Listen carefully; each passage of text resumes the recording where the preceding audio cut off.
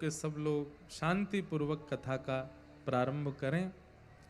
सच्चिदानंद रूपाय विश्वोत्पत्त्यादि Hathaway तापत्रय विनाशाय श्री कृष्णाय वयं नुमः। यं प्रव्रजन्तमनुपेते अपेतकृत्यम्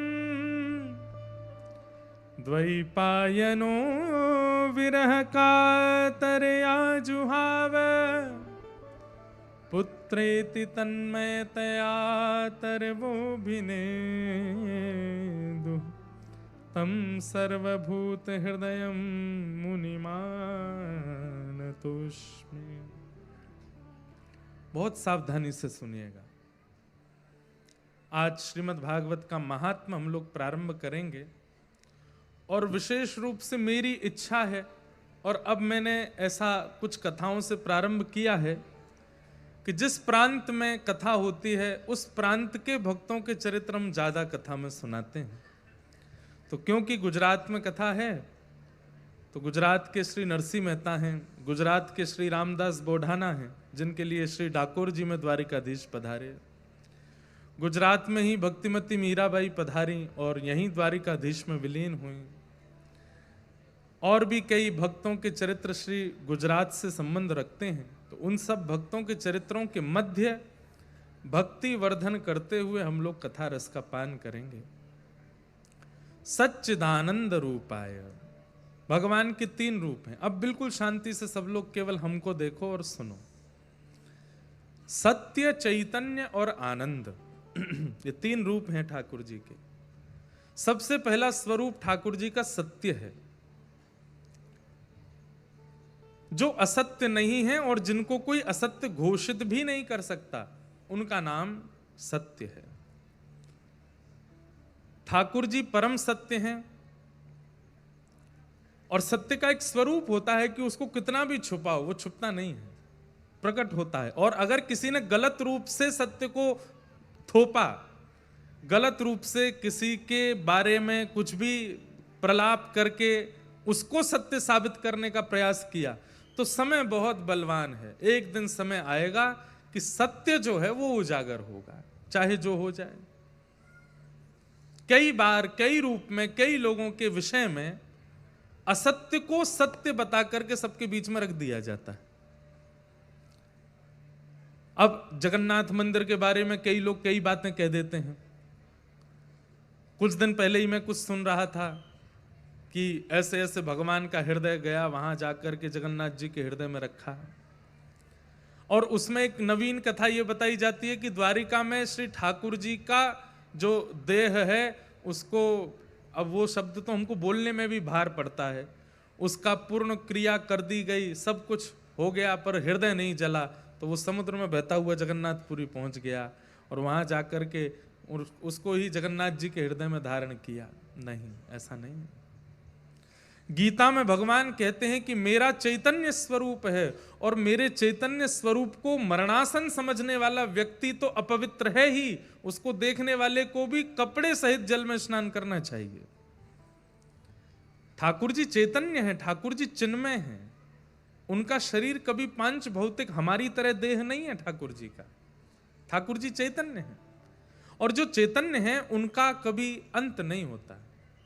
वो प्रकट होते हैं और फिर अंतर ध्यान हो जाते हैं। तो कई जगह कई बातों को सत्य प्रेषित करके थोपा जाता है कि ये सत्य है और यही सत्य है। ऐसा नहीं, सत्य का स्वभाव है। अगर असत्य को भी सत्य बना करके कह दिया गया होगा तो समय की प्रतीक्षा कीजिए, एक दिन सत्य प्रकट होगा। जो कभी किसी के छुपाए छुप नहीं सकता, किसी के रोके रुक नहीं सकता, उसी को सत्य कहते हैं और वो परमात्मा है। लेकिन एक बात का ध्यान रखिएगा बंधुओं, समय सत्य को प्रकट करवाता। कई बार समय से पूर्व, समय के बाद सत्य का प्रकट होना आवश्यक नहीं होता। उसका नियमित समय है, वो तभी प्रकट होगा। अभी आप सबके बीच गा देता हूं 2 पंक्ति। एक पद गाया है, नवीन पद, कुछ दिन में आप सबके बीच में आएगा। हमारे भोजपुरी जो सिनेमा है उसके एक अच्छे अभिनेता हैं और अभी इस वक्त दिल्ली में वो राजनीति में भी हैं, हमारे मनोज तिवारी जी। उनकी गृहिणी ने एक सुंदर भाव दास से गवाया। अभी अचानक मुझे याद आया तो मैंने कहा कि मैं 2 पंक्ति गाऊं। समय होत बलवान पर जो समय से भी बलवान है, कृष्ण उनका नाम है। त्रेता में जो राम है, द्वापर में वही श्याम है, कृष्ण उनका नाम है। समय होत बलवान पर जो समय से भी बलवान है, कृष्ण उनका नाम। कितने सुंदर शब्द हैं। समय बलवान होता है। कई बार समय, एक बात याद रखिएगा, हम हमेशा कहते आए और हमेशा कहते रहेंगे, संसार दुखालय है, दुखालयम शाश्वतम। यहां पर किसी के जीवन में दुख नहीं,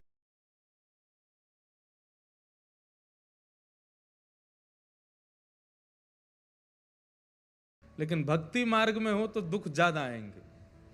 आप कहोगे महाराज जी ऐसा क्यों? बहुत ध्यान से सुनिएगा। मैं एक जीवात्मा हूं, मेरी ओर देखिए, एक एक शब्द ध्यान से सुनिए।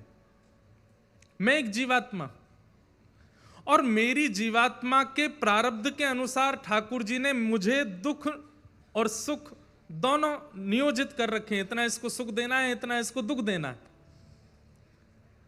अब मैं इंद्रेश बन करके आया, मैं रमेश बन के आया, मैं राजेश बन के आया, जो भी बन करके आया, तो ठाकुर जी ने सोचा भाई इसका जीवन कितने दिन का है। अच्छा, ठाकुर जी नहीं, ये सब नियति निश्चित करती है। ठाकुर जी ने तो केवल मंत्रिमंडल बैठा रखा है, वो तो प्रधानमंत्री हैं, राष्ट्रपति, वो ज्यादा ध्यान नहीं देते। बाकी नियति रूपी एक मंत्री है, वो पूरे जीवन का हमारे का आकलन करती है। इसको कब गिराना है, इसको कब ठोकर देनी है, इसको कब आइसक्रीम खिलानी है, इसको कब गहने पहनाने हैं, कब मर्सिडीज में चलवाना है, कब मारुति 800 में रखना है, कब पैदल चलवाना है, कब साइकिल से गिराना है, सब नियति निश्चित करती है। लेकिन मान लीजिए कि एक व्यक्ति का जीवन 80 वर्ष का है, तो नियति ने निश्चित किया कि 80 वर्ष के जीवन में 35 वर्ष का इसको कष्ट देना है।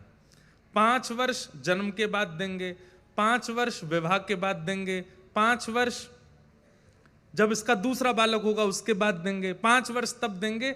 80 वर्ष में वो 5 वर्ष, 6 वर्ष, 7 वर्ष ऐसे करके वो 35 वर्ष का कष्ट आपको प्राप्त हो जाएगा। कुछ दिन अच्छे, कुछ दिन बुरे, कुछ दिन अच्छे, कुछ दिन बुरे, ऐसा सब चलता रहता है। सब लोग इधर देखो, इधर देखो, ध्यान से सुनो। लेकिन जब आप भक्ति के मार्ग में आ जाते हैं तो नियति ठाकुर जी के पास जाती है, बोले नाथ अभी आपका गुणगान गाता है, आपके मार्ग पर चल रहा है, क्या करें?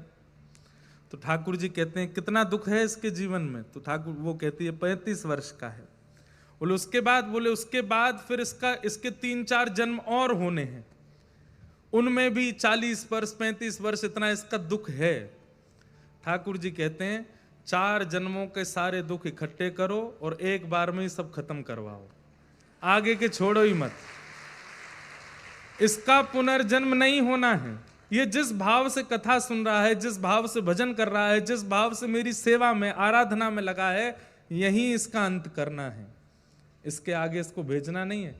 तो जो प्रारब्ध जन्य इसके दुख हैं जीवन के, उनको एक ही बार में सारे भुगवा दो और सारा हिसाब किताब इसका क्लोज करके, शारीरिक पीड़ा चल रही है, कभी कुछ चल रहा है, कभी कुछ, तो लोग कहते तू इतना भजन करता है फिर भी तेरे दुख खत्म नहीं होते। आपको नहीं पता, वो एक दिन में जो दुख भोग रहा है भक्ति करने वाला, उसके 4 जन्मों का दुख एक ही दिन में आ जाता है। वो सब खत्म कर रहा है आगे का, और एक समय ऐसा आता है कि आप ठाकुर जी की, मैं एक बात कहता हूं कथा में, ठाकुर जी या भक्ति कष्ट दूर नहीं करती, कष्ट से जूझना और लड़ना सिखाती है। सांसारिक व्यक्ति कैसा होता है कि कष्ट आने पर वो जूझ नहीं पाता, लड़ नहीं पाता, उसको फेस नहीं कर पाता, उसका सामना नहीं कर पाता, और फिर हाथ पैर मार करके कैसे भी उससे निकलने का प्रयास करता है।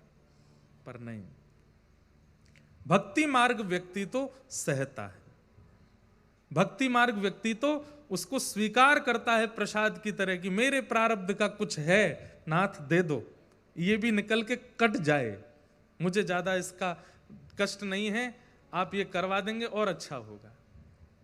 कितने भक्तों के चरित्र में ऐसा हुआ। मैं आज तो ज्यादा नहीं कहूंगा नरसिंह मेहता का, कल से सुनाऊंगा, पर नरसिंह मेहता के चरित्र की एक घटना मुझको याद आती है। और अभी बंबई में भी मैं कथा करके आया, वहां भी अंतिम दिन नरसिंह मेहता याद आए, तो मैं वहां तो नहीं बोल पाया, लेकिन आज मैं बोलूं। अंतिम दिन की कथा में नरसिंह मेहता आकर के कथा में मानो हाथ पकड़े कि अब हमारे गुजरात चलो। इसलिए 7 दिन की कथा में वहां अंतिम दिन ही नरसिंह मेहता का स्मरण हुआ। और मैं प्रयास करूंगा, मुझे आती तो नहीं है ज्यादा गुजराती, पर मेहता जी के, नरसिंह जी के जो पद हैं गुजराती में, उनको टूटी फूटी अपनी हिंदी ब्रजभाषा में गाऊंगा, आप उसको सही कर देना, आप लोग उसका भाव रखना। नरसिंह जी के भक्ति, नरसिंह जी के भाव बहुत अद्भुत हैं। नरसिंह मेहता जी को नागर वंशीय ब्राह्मण थे, उनके समाज के लोगों ने ही निकाल दिया, अपने वंश से, अपनी जाति से उनको निष्कासित कर दिया। तो नरसिंह मेहता जी दुखी नहीं हुए, पर एक बार पूछने गए कि मेरा अपराध क्या है। तो नरसिंह मेहता जी बोले, आप सब बड़े लोगों ने, आप सब हमारे वंश के अग्रजों ने निर्णय लिया है तो निश्चित ही सोच समझ के और मेरी भलाई और आप सबकी भलाई के लिए किया होगा, जो मुझे निकाल दिया। पर मैं बस ये जानने आया हूं, नहीं भी बताएंगे तो कोई दिक्कत नहीं, पर बता दीजिए मेरा अपराध क्या है। तो उन सब बड़े लोगों ने कहा, मेहता जी आप कीर्तन में नाचते हो, वो हमको पसंद नहीं है। क्या गलती करते हैं? कीर्तन करते करते आप नाचने लगते हो, दोनों भुजा उठा करके और ऐसे डोल डोल करके और ये करताल बजा के नृत्य करते हो, इसलिए हमको ये अच्छा नहीं लगता। तो जो लोग बोल रहे थे नरसिंह मेहता जी उनकी ओर देख करके मन में सोचने लगे, यहां नगर के बाहर में दूषित नृत्य तुम देखने चले जाते हो, उनको देखने से तुमको पीड़ा नहीं, लेकिन कोई हरि गुण गा करके नृत्य करे तो तुम उसको अपने कुल से निकाल दोगे। उस समय के देखो, कोई नरसिंह मेहता जी का चित्र बना के लाया है, कोई लाली देखो क्या इधर बैठी है, वाह बहुत सुंदर है। बोले दूसरा कारण क्या है?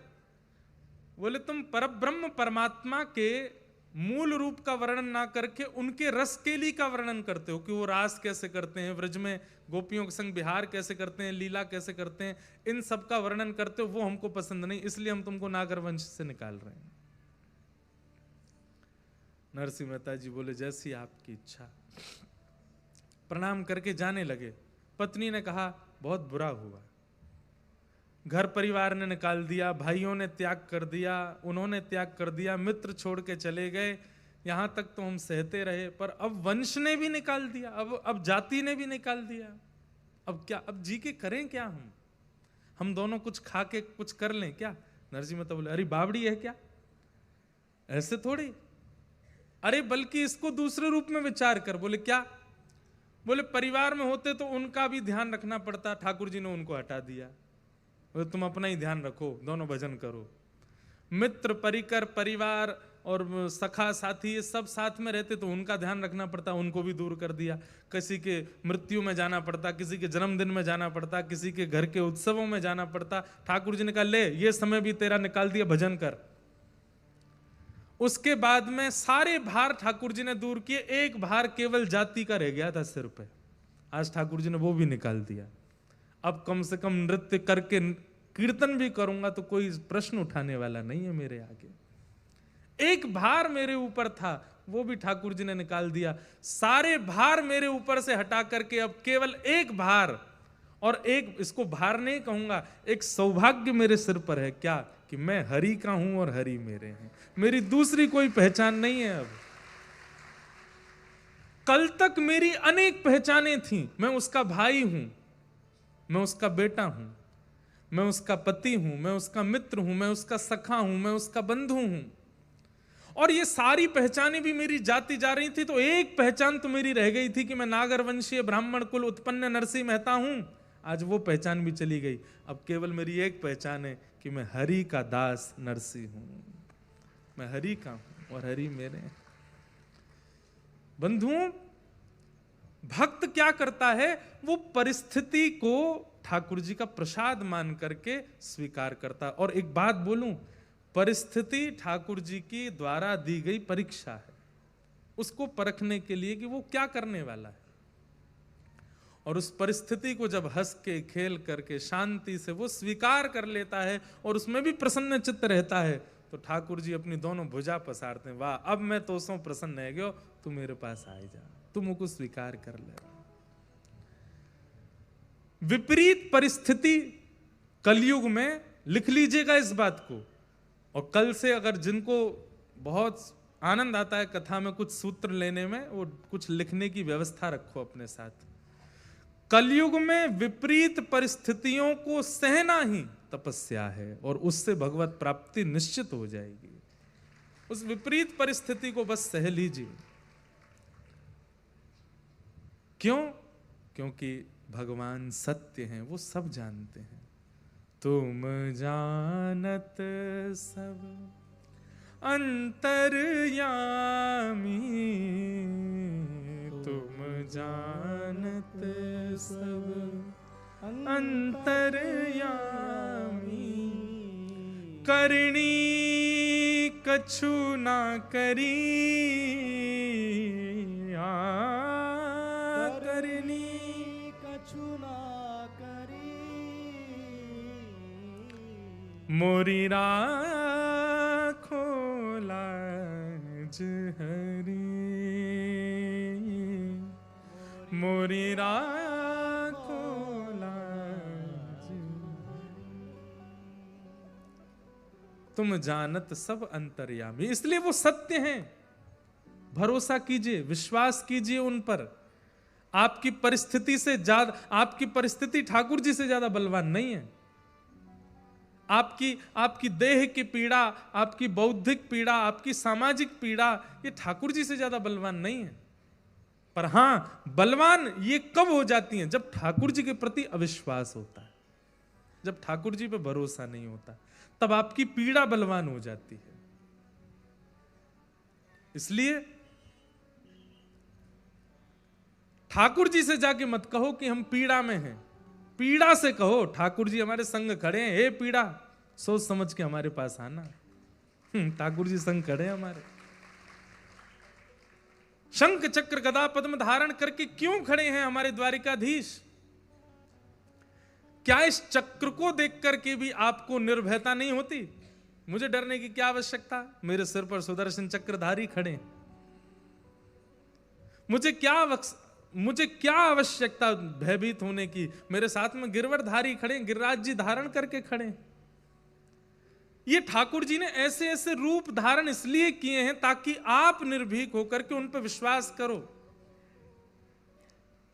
ठाकुर जी से मत कहो कि हम पीड़ा में हैं, पीड़ा से कहो कि हम ठाकुर जी के साथ हैं।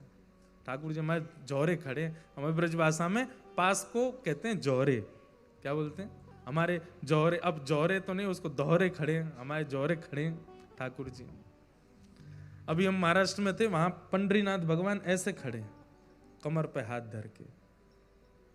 तो श्री ज्ञानेश्वर जी महाराज ने ठाकुर जी के ऐसे खड़े होने के अनेक उदाहरण बताए। ठाकुर जी ऐसे क्यों खड़े?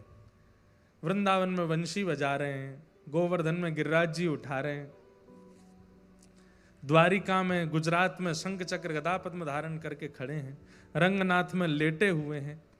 पर ये अद्भुत ही छवि है, ठाकुर जी की कमर पे हाथ धर के खड़े हैं। आपके गुजरात के महान प्रवक्ता, श्रीमद् भागवत के अद्भुत वक्ता श्री डोंगरे जी महाराज, वे तो अपनी हर कथा में कहते थे कि हमारे द्वारिका के नाथ लीला पूरी करके वैकुंठ नहीं गए हैं। बोले कहाँ गए? बोले पंढरपुर गए हैं, पंढरपुर में विराजे। और वहां ठाकुर जी ऐसे खड़े हैं, ऐसा कह दिया जाए तो इसमें कोई अतिशयोक्ति नहीं कि सतयुग त्रेता द्वापर युगों में प्रकट हुए भगवानों में जो अंतिम स्वरूप है ठाकुर जी का, वो यही है। कलयुग में और स्वरूप भी प्रकट हुए ठाकुर जी के, पर सतयुग त्रेता द्वापर के विश्राम में जितने स्वरूप प्रकट हुए उनमें अंतिम स्वरूप यही है। ठाकुर जी कमर पर हाथ धर के खड़े हैं। आद्य गुरु शंकराचार्य भगवान ने भी उनको देख करके पांडुरंग भगवान के ऊपर लिख दिया, परब्रह्म लिंगम भजे पांडुरंगम। बोले परब्रह्म साक्षात यदि मैंने कहीं देखा तो पंढरपुर में देखा। ये आद्य गुरु शंकराचार्य कह रहे हैं। तो ज्ञानेश्वर माउली कहते हैं, क्योंकि अभी महाराष्ट्र से आया ना, तो थोड़ी तो वहां की सुगंधी निकलेगी ना भीतर से। और भाई देखो, ये प्रांतों की बात नहीं है, ठाकुर जी सब जगह के हमारे हैं, हम ठाकुर जी के हैं। तो ठाकुर जी ऐसे क्यों खड़े हैं, बहुत ध्यान से सुनना।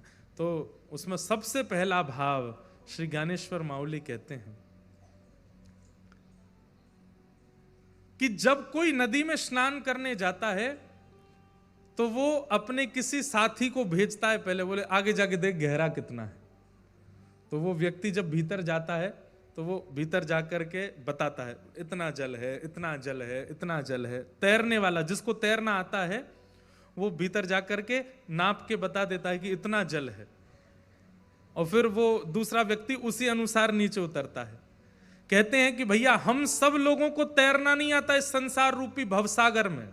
ये संसार भवसागर है और हम इसमें तैरना नहीं जानते, इसलिए हम ठाकुर जी से कहते हैं ठाकुर जी कितना गहरा है। तो श्री विट्ठल भगवान कहते हैं मुझे भजने वालों के लिए इतना ही गहरा है, इससे ज्यादा नहीं है। जो मेरे हैं, जो मुझसे प्रेम करते हैं, जो मेरे अधीन हैं, उनके लिए केवल इतना है। बाकियों के लिए इससे ऊपर हो सकता है, पर जो मेरे सामने खड़े हैं, जो मुझे देख रहे हैं, मेरा दर्शन कर रहे हैं, उनके लिए इतना ही है। तो पहला भाव, कितना सुंदर भाव है। दूसरा भाव, ठाकुर जी प्रतीक्षा में खड़े हैं। जब किसी की प्रतीक्षा होती है तो व्यक्ति चाहे एक हाथ से, दोनों हाथ से ऐसे ही खड़ा होता है, या जैसे किसी को ढूंढ रहे हैं, बहुत देर हो गई, वो कह रहा है 10 मिनट में आ रहा हूं, 5 मिनट में आ रहा हूं, बस बस मोड़ से मुड़ गया। तो जब किसी को बहुत ज्यादा प्रतीक्षा होती है, ज्यादा प्रतीक्षा जब किसी की नहीं होती तो आदमी बैठ जाता है, चैन से बैठ जाता है, चाय पी लेता है, कुछ खा लेता है। लेकिन जिसकी बहुत उत्कंठा से प्रतीक्षा होती है, उसको व्यक्ति यूं ही ढूंढता रहता, कितनी देर रह गई यार, अभी तक नहीं आया, अभी कह रहा 10 मिनट, 5 मिनट देर। तो मानो श्री पंडरीनाथ भगवान प्रतीक्षा में खड़े हैं, और जब हम सामने जाते हैं तो ठाकुर जी मानो कहते हैं आ गया, मैं कब से प्रतीक्षा कर रहा था, मैं तेरे लिए ही तो खड़ा हूं कमर पे हाथ धर के कि तू कब आएगा। तेने 28 साल लगा दिए मेरे पास आने में, तेने 25 साल लगा दिए, तेने 20 साल लगा दिए। तो प्रतीक्षा में ठाकुर जी खड़े हैं। किसकी प्रतीक्षा में? मेरी और आपकी प्रतीक्षा में खड़े हैं। हम वहां घंटों लाइन में लग करके जब पंडरीनाथ भगवान के सामने जाते हैं तो पंडरीनाथ भगवान मानो कह उठते हैं, बोले तू तो भैया 2 घंटा लाइन में लग के आया, मैं तो 2000 वर्ष से यूं ही खड़ा हूं तेरे काजे। मैं तो 2000 वर्षों से ऐसे ही खड़ा हूं। तो प्रतीक्षा की भावना।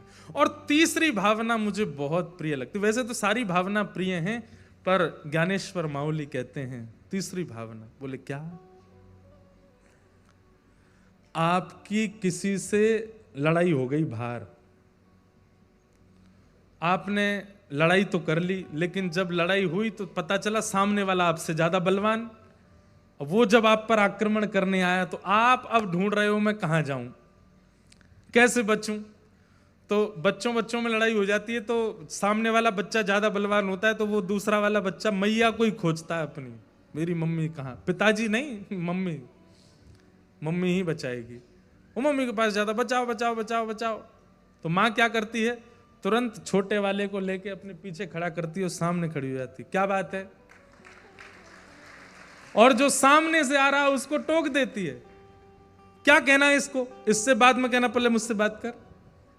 तो ऐसे ही संसार के पीड़ा, संसार के कष्ट, संसार का भय, संसार के दुख, दारिद्र, ये सब से हम भिड़ तो जाते हैं, लेकिन बाद में पता चलता है ये हमसे ज्यादा बलवान है। ये हमको मानसिक रूप से, बौद्धिक रूप से, व्यवहारिक रूप से, शारीरिक रूप से तोड़ ही रहे हैं। तब हम क्या करते हैं? तब हम ठाकुर जी का नाम लेते हैं। जैसे ही कहते हैं, हे कृष्ण द्वारिकावासी क्वासी क्वासी महाभुज, हे महाभुज आप कहां हो, हे जगन्नाथ आप कहां हो, हे द्वारिकाधीश आप कहां हो, तुरंत ठाकुर जी निकल करके आते हैं और हमको पीछे खड़े करके ऐसे खड़े हो जाते हैं और दुख दारिद्रों से कहते हैं, इससे बाद में जूझना, पहले मुझसे बात करो, इसके पास बाद में जाना। इसीलिए हमारे महाराष्ट्रियन वैष्णव ठाकुर जी को भगवान नहीं बोलते, क्या बोलते हैं? माऊली। क्या बोलते हैं? माऊली मतलब मैया। ये हमारी मैया है, ये हमारी माता जी है। एक पद है बहुत सुंदर, वो है तो गुरु के लिए, लेकिन बहुत सुंदर भाव है। मेरे मन में तरंग आ रही है तो मैं गा देता हूं। हम बालक तुम माई हमारी, हम बालक तुम माई हमारी। देखो, हमारी कथा में 2-3 श्रृंगार ही विशेष हैं। उसमें पहला तो भक्त चरित्र है, दूसरा पद पदावली रसिक जनों की, और तीसरा गुरुजनों के उच्छिष्ट प्रसादी जो प्राप्त है वो सब। इसलिए जब कभी भी ये रसिकों के पद गाए जाएं, हमारी आपसे भावना है, मैं आप सब लोगों की ओर से गा रहा हूं, लेकिन फिर भी आप सबसे मेरी प्रार्थना है, जैसा स्वर है आपका, राग की आवश्यकता नहीं, अनुराग में गाइएगा, गाइएगा जरूर, पुकारिए मेरे साथ।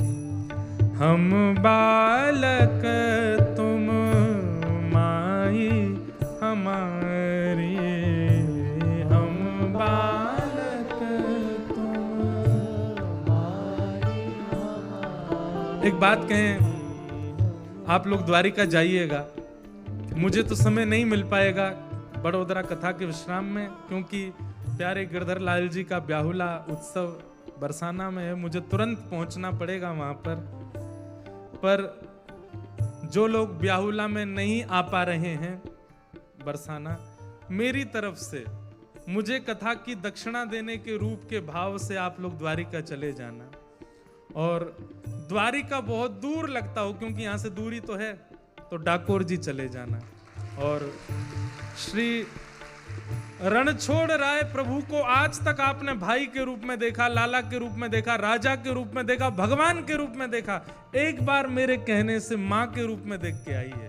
ये मेरी मैया है, हम इसके बालक हैं, हम आके लाला हैं और ये हमारी मैया है। एक बार दर्शन करके आइएगा इस भाव से, और फिर जो आप अनुभव करेंगे ना, वो अद्भुत होगा। हम बालक तुम माई हमारी, हम बालक तुम माई हमारी, पल पल माही करो रखवारी, पल पल माही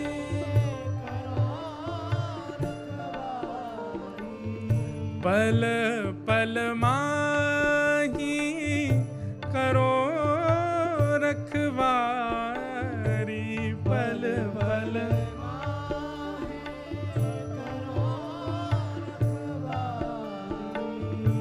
हम बालक तुम माई हमारी, हम बालक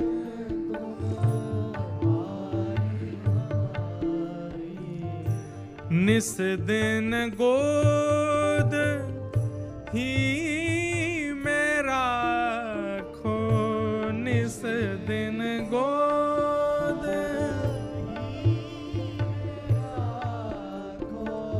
जगन्नाथपुरी में एक भक्त था भगवान का, वो ठाकुर जी के पास जाके रोज रोता था और महाप्रभु जगन्नाथ जी से कहता था कि मेरे जीवन में बहुत कष्ट है, बहुत कष्ट है, बहुत कष्ट है। अपने सारे कष्टों की दुविधाएं बताता था। मेरे सारे कष्ट दूर मत कीजिए, बस एक काम कर दीजिए। बोले क्या? आप मेरे साथ रहने लग जाओ तो मुझे लगेगा कि आप संग खड़े हो, मुझे कष्ट की अनुभूति नहीं होगी। ठाकुर जी ने कृपा कर दी और ठाकुर जी ने उसको कहा कि तू समुद्र के तट पर जाना और चल के देखना, अगर बालुका में तेरे पैरों के चिन्ह और उसके बगल में मेरे पैरों के चिन्ह दिखाई दें तो उससे तू विश्वास कर लेना कि मैं साथ ही हूं। मैं प्रत्यक्ष नहीं दिखाई दूंगा, मेरे चरण चिन्ह दिखेंगे। ठीक है। अब उसके जीवन में जब भी कष्ट आता वो दौड़ करके समुद्र के तट पर जाता और थोड़ी देर चल के पीछे मुड़ के देखता तो 2 चरण चिन्ह उसके बगल में, 2 चरण चिन्ह ठाकुर जी के। उसी से ही खुश हो जाता कि ठाकुर जी साथ हैं। एक बार उसकी माता जी का देहावसन हो गया उसी बालक के, और जब मां की मृत्यु हुई तो वो सह नहीं पाया, इतना दुखी हुआ, इतना दुखी हुआ कि बोला मेरे जीवन में इससे बड़ा कष्ट कोई नहीं आया। दौड़ करके समुद्र के तट पर गया, चल करके जैसे ही उसने पीछे देखा 2 ही चरण चिन्ह थे, 2 नहीं थे। महाप्रभु जगन्नाथ जी को कहने लगा, आज आपने भी मेरा साथ छोड़ दिया, मेरी मां तो छोड़ के चली गई, आप भी चले गए। रात्रि में स्वप्न में महाप्रभु जगन्नाथ आए और आकर के बोले क्या हुआ? बोले कि आज 2 ही चरण चिन्ह दिख रहे थे, इसका मतलब आपने भी मुझे छोड़ दिया, मेरी मां छोड़ के चली गई, आप भी चले गए। ठाकुर जी बोले नहीं, जब तू चलता था तेरे चरण चिन्ह और मेरे चरण चिन्ह दिखते थे, मतलब कष्ट इतना भारी नहीं है, तू स्वयं चल सकता है। लेकिन आज तेरा कष्ट इतना भारी था कि जो चरण चिन्ह दिखे वो मेरे थे, तेरे नहीं थे। मैं तुझे गोद में लेके चल रहा था। जब भारी कष्ट में भक्त आता है तो बोले मैं उसे गोद में उठा लेता हूं, बस वो मुझ पर विश्वास करे, मुझ पर भरोसा रखे, अपने अविश्वास को आगे ना आने दें। बंधुओं, एक बात मैं कह दूं तो इसमें कोई अतिशयोक्ति नहीं है। ठाकुर जी से ज्यादा बलवान में इस संसार में कोई नहीं है, केवल सिवाय एक के, अविश्वास। अविश्वास कई बार ठाकुर जी से ज्यादा बलवान हो जाता है, और हमारी गिरावट के लिए या कह दें हमारी जीवन के उत्थान को रोकने के लिए अविश्वास जीवन में आता है। सब पे अविश्वास कीजिएगा, पर 2 लोगों को छोड़ के, गुरु और गोविंद, इन पे कभी अविश्वास नहीं। हे निस दिन साल पर आपके पास में बहुत रास्ते थे अपने नव वर्ष को मनाने के, गा करके, नाच करके, उल्टा सीधा खा पी करके, कुछ भी करके आप कर सकते थे। लेकिन यहां बैठा जो भी व्यक्ति अपने नव वर्ष पर या तो किसी धाम गया या किसी तीर्थ गया या घर में बैठ करके भगवत भजन किया, समझना कि ठाकुर जी ने आपकी रक्षा की है। यही रक्षा है। आप लोग इसको रक्षा मत माना करो। किसको? पहाड़ पर चल रहे थे, अचानक से हमारी गाड़ी स्लिप हुई, खाई में गिरते गिरते बचे, ठाकुर जी ने बाल बाल बचाए। ना, ठाकुर जी ने नहीं बचाया, आपके जीवन के समय शेष थे इसलिए बच गए। अरे भैया, वो 2 ट्रक सामने से आ गए, हमारी गाड़ी बाल बाल, ठाकुर जी ने बचाई। ठाकुर जी ने नहीं बचाई, आपका जीवन बचा है अभी, इसलिए बच गए। ठाकुर जी कब बचाते हैं? कि जब सामने विषय खड़ा हो जाए, आप फिर भी विषय का त्याग करके भजन चुन लो तो समझो ठाकुर जी ने बचाया, ठाकुर जी ने रक्षा की। बगल के सिनेमा हॉल में बहुत अच्छी पिक्चर लगी, लेकिन आप छोड़ करके कथा सुनने आए हो, सोचो ठाकुर जी ने बचाया। सब मित्र परिवार परिकर खाने पीने में व्यस्त हैं, लेकिन सबको छोड़ आप भजन करते हो, एकादशी करते हो, समझो ठाकुर जी ने बचाया। समझो ये रक्षा है ठाकुर जी के द्वारा, कि विषय सामने हैं बिगाड़ने के लिए, लेकिन फिर भी आप ठाकुर जी को चुनते हैं। विषय और जाने मत दीजो, विषय और दूर दूर जाऊं गहली जो, दूर दूर जाऊं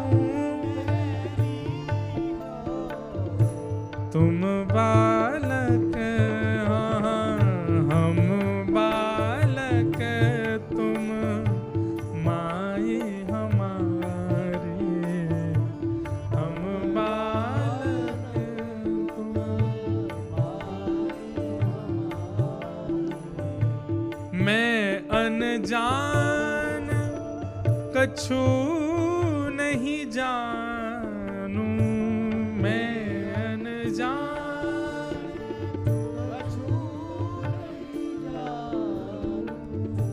बुरा भला कछु नहीं पहचानू, बुरा भला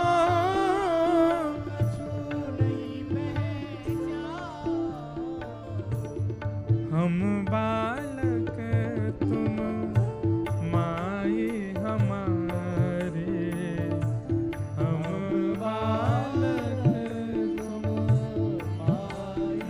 सहजो बाई का पद है, चरण दास कहे सहजो दासी, चरण दास कहे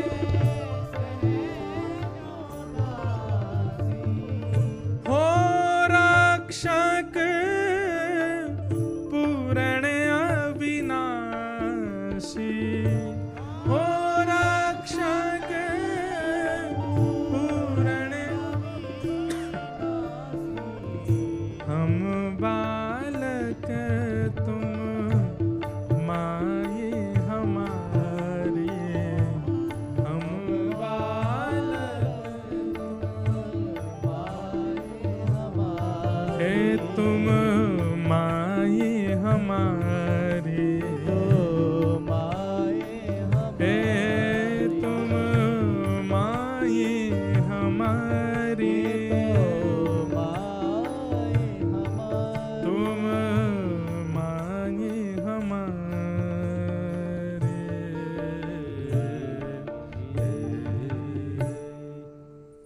हम बालक तुम माई हमारी।